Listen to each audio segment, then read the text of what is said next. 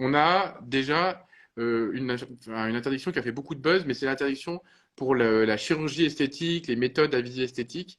Et donc ça, on a vu toutes les dérives que ça pouvait faire. Et donc là, on interdit totalement aux influenceurs de faire de la pub pour les actes, les procédés, les techniques, les méthodes à visée esthétique.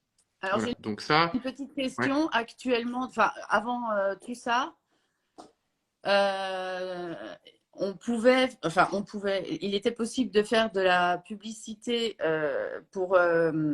en termes de prévention, comme le font les médecins, où ils expliquent leurs procédés, leur méthode médicale, chirurgie esthétique, je pense en particulier, et c'était une façon qui était utilisée pour contourner justement ça. Et ces influenceurs, en fait, se faisaient relais en faisant en expliquant des procédés. J'ai une pub en particulier en tête, hein, en expliquant les procédés justement de certaines chirurgies esthétiques. Est-ce que ça, ils pourront toujours le faire?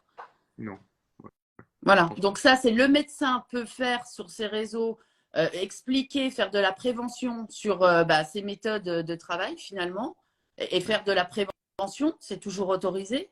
Bah, a priori, le médecin, mais sauf que moi, enfin, je vais, euh, je vais un peu botter en touche.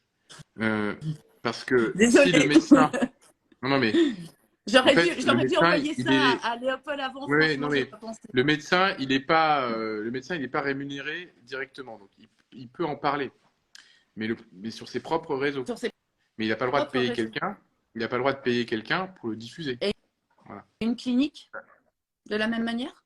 Une clinique, elle peut parler de ce qu'elle fait. Voilà. Et Mais, est-ce qu'elle peut utiliser l'influenceur pour parler de ce qui mais se passe dans cette clinique? elle n'a pas le droit de payer quelqu'un pour le faire. Ok, Voilà. ben voilà, Et elle peut en parler elle-même, comme elle en parle elle-même. voilà. Bon, mais ça ne. Par contre, elle n'a pas le droit d'utiliser un influenceur pour le faire. Même si elle Ok? utilise l'influenceur et que l'influenceur est diffusé sur le réseau de la clinique? Non.